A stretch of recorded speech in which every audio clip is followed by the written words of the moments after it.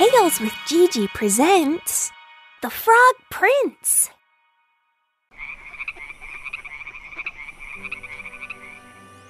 One summer's evening, a young princess was out for a stroll in the park. She held in her hands her favorite plaything, a golden ball. She was tossing the ball up in the air as high as she could and waited for the ball to fall to the ground. She threw the ball so high that the princess didn't see where the ball had gone, but she just heard a heavy splash coming from the nearby lake. "Oh no, I can't believe I lost my ball," wept the princess in despair. "How am I going to tell my father that I lost the precious gift he gave me? I would give anything to be able to get it back." A frog overheard what had happened. "Princess, would you like me to help you get the ball out of the lake?" he asked kindly. Yes, that would be lovely," clapped the princess happily. "I will give you as many gems and diamonds as you ask for." But the frog shook his head. "I don't want your treasure. It's of no use to me. What I ask is that you love me and let me live with you and eat from your plate and sleep in your bed." "What a terrible idea," thought the princess. "I doubt that the nasty frog will ever be able to find my ball, and even if he did, he wouldn't be able to come to visit me. The castle is too far for him." So she replied, "Yes, sure, just bring me my ball and I will grant your wishes." The frog dived under the water and soon his head popped out of the surface. "You are my queen, your ball," he said, and coming out of the lake, he rolled her golden ball towards her.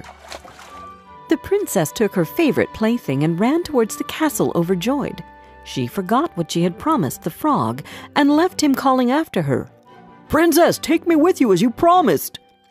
But she never turned back. The next day, the princess was sitting with her family at the dinner table when someone knocked gently on the door. The princess ran to the door and was surprised to see that it was the frog, who had somehow succeeded to reach the palace on his own. The princess shut the door immediately and sat back at the table. "Who was it that upset you so much, my darling?" Her father asked. "Oh, father," said the princess, not knowing how to explain what happened at the lake. "Yesterday I was playing with the gold ball you gave me as a present when I dropped it in the lake. There was a frog there, and the frog offered to help me to get it out from the lake bottom. In return, I had to promise that he could live with me here." The king thought for a while, but then he said, "You are a princess, and princesses should never give empty promises. Stick to your words and let him in." The princess went to open the door, and the frog jumped to the dinner table, making nasty tapping and splashing sounds. The frog turned his head to the princess. "Please, lift me so that I can sit on the chair next to you," he asked. The princess placed the frog on the chair next to her. She was wiping her hand in disgust when the frog spoke again. "Lift me on the table now so that I can eat off your gold plate."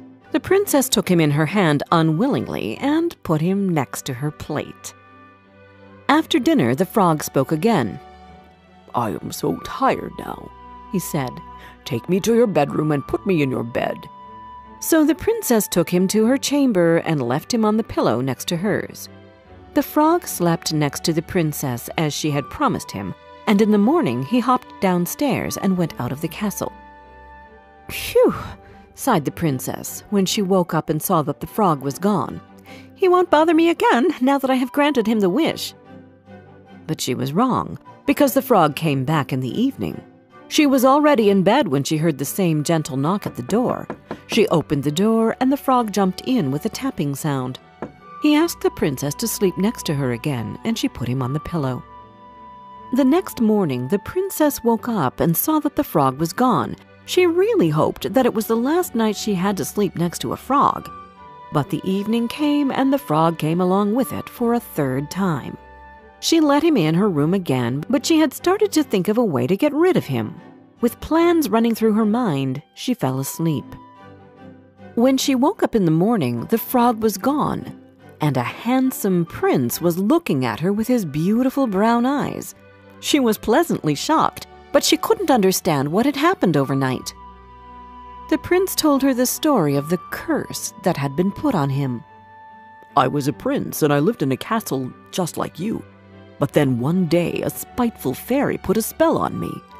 I had to find a princess who would let me live with her, eat from her plate, and sleep in her bed so that I could break the spell. I am so happy that you were that princess who got me out of my misery," he said. He kneeled down and took her hand in his. "I wish nothing else from you but to marry me and live with me in my father's kingdom."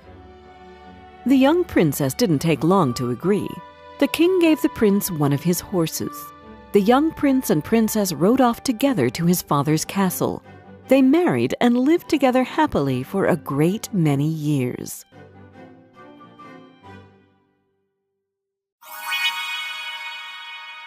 Did you like this story? Download our storytelling app, Tales with Gigi, where you can find more than 30 other fairy tales and fables which can come in handy during feeding time, bedtime, or on road trips. And don't forget to subscribe to our channel. We've got new tales coming out every Wednesday.